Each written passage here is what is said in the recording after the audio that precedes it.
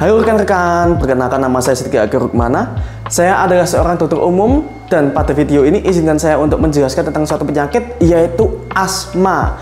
Apa itu asma? Mari kita simak. Asma adalah suatu kondisi di mana ada peradangan jalan nafas dalam jangka panjang atau kronis, di mana peradangan ini akan berujung ke penyempitan jalan nafas. Nah, penyempitan jalan nafas ini akan menyebabkan berbagai macam gejala, mulai dari batuk, kemudian bisa sesak nafas, kemudian yang khas itu adalah ada suatu mengi atau suara-suara yang sedikit bernada tinggi di jalan nafas kita. Nah, nanti gejalanya itu memang bisa berkisar dari yang ringan hingga yang parah. Yang ringan mungkin hanya batuk-batuk saja, yang parah nanti bisa saja sampai sesak nafas, sampai membutuhkan pertolongan medis. Asma ini, seperti saya bilang, adalah suatu penyakit yang sangat sering mempengaruhi 260 juta orang di seluruh dunia. Di negara-negara seperti India, Taiwan, Kosovo, Nigeria, dan juga Rusia, itu kisarannya sekitar 3,4% sampai 6% itu orang dewasa mengalami asma. Pada negara seperti Honduras, Costa Rica, Brazil, dan juga Selandia Baru, bahkan tingkatnya itu jauh lebih tinggi, mencapai 17-33% mengalami asma.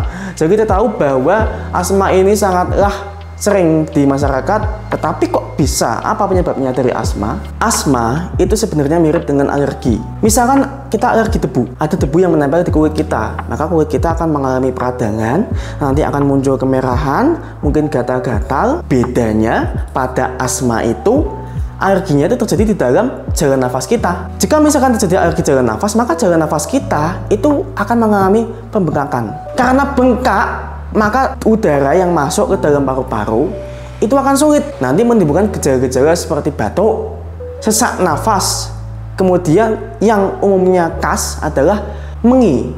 Jika ditanya, mengapa kok bisa terjadi alergi? Ya, alergi dan asma itu sebenarnya terutama karena faktor genetik. Apa penyebabnya? Kita belum tahu. Yang pasti itu kemungkinan besar turun-temurun. Jadi misalkan orang tua seseorang itu mengalami asma, bisa saja anaknya juga mengalami asma juga. Atau mungkin orang tuanya itu tidak mengalami asma, ya bisa saja anak yang mengalami asma.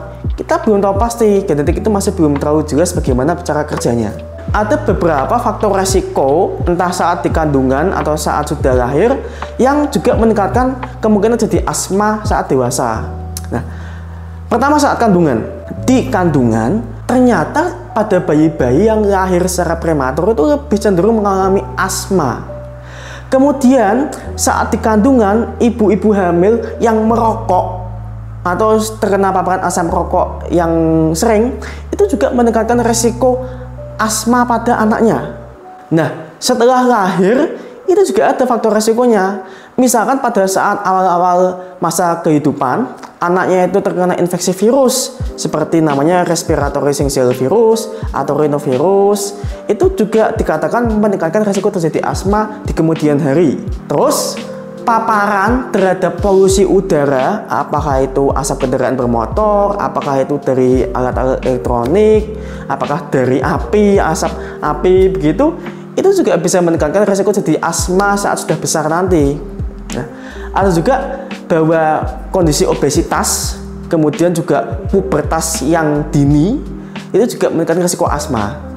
Nah, saat dewasa, yang bisa meningkatkan risiko jadi asma itu adalah asap rokok, paparan zat-zat yang iritan di tempat kerja, kemudian juga pada orang dewasa yang sering mengalami rinitis atau radang di hidung, kemudian juga ada riwayat alergi, yaitu juga meningkatkan resiko asma. Kalau sudah terjadi asma, yaitu nanti akan muncul berbagai macam gejala. Pertama ada mengi. Mengi itu suara dengan bernada tinggi yang seringkali dikeluarkan saat kita mengembuskan nafas keluar. Tetapi tidak semua orang asma itu bisa mengalami mengi. Bisa aja cuma gejala-gejala lainnya. Gejala lainnya bisa berupa batuk, kemudian bisa berupa sesak nafas, atau rasa seperti tertekan di dada. Di keadaan yang parah, bisa saja asma ini menimbulkan menjadi sangat lemas atau bahkan penurunan kesadaran, ya tergantung derajatnya ya. Karena asma itu bisa sekali lagi dari yang ringan sampai yang berat. Gejala asma ini terjadi tidak terus-menerus seringkali. Biasanya asma itu dipicu oleh suatu zat apapun. Misalkan orangnya itu alergi terhadap debu, ya maka misalkan banyak debu nanti akan terpicu asmanya.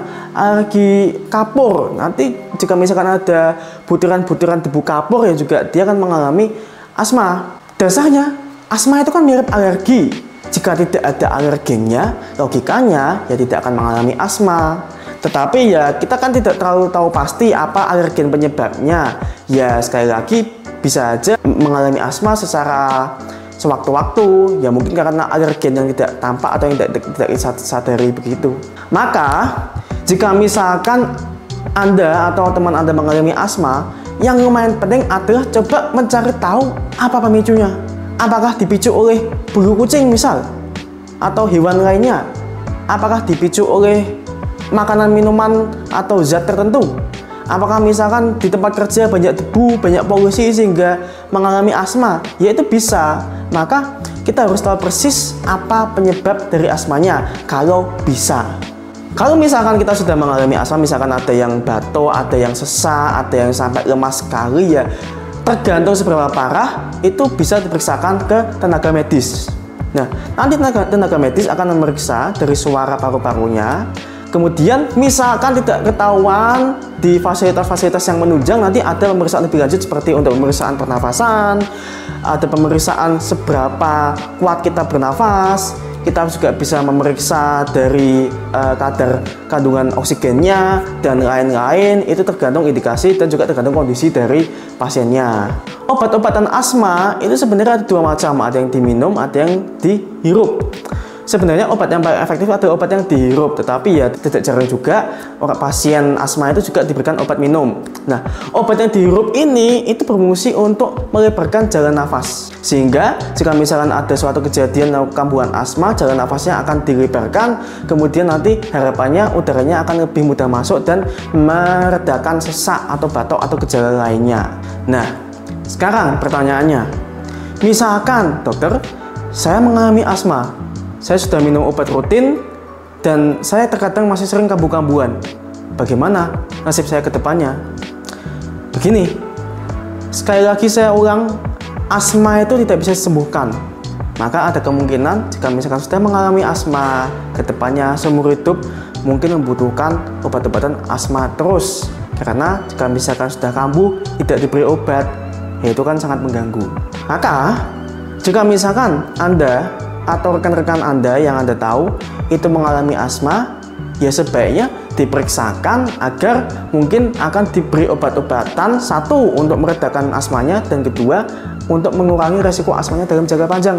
Kalau misalkan kitanya atau pasiennya itu tidak terganggu oleh asmanya, ya udah, ya tidak usah khawatir, jalankan aktivitas kehidupan sehari-hari dengan normal. Tetapi perlu diketahui sekali lagi, karena asma itu genetik, maka bisa saja jika misalkan punya anak nanti itu juga mengalami kemungkinan terjadi asma. Sehingga jika ada orang tua atau mungkin Anda sebagai orang tua punya asma, ya anaknya nanti ya dijaga-jaga, dipersiapkan apakah dia mengalami asma. Kalau misalkan mengalami asma, ya maka juga harus mengikuti suatu pengobatan atau setidaknya melakukan pencegahan-pencegahan yang mirip dengan orang tuanya agar tidak mengalami asma lagi. Begitu, sekian yang bisa saya sampaikan. Saya harap semua yang menonton video ini selalu sehat, dan jika misalkan ada yang mungkin memang mengalami asma, maka saya harap asmanya tidak terlalu mengganggu dan selalu bisa tertangani tanpa ada gangguan di aktivitas sehari-hari. Saya Setki Agar Rukmana dan sampai jumpa lagi.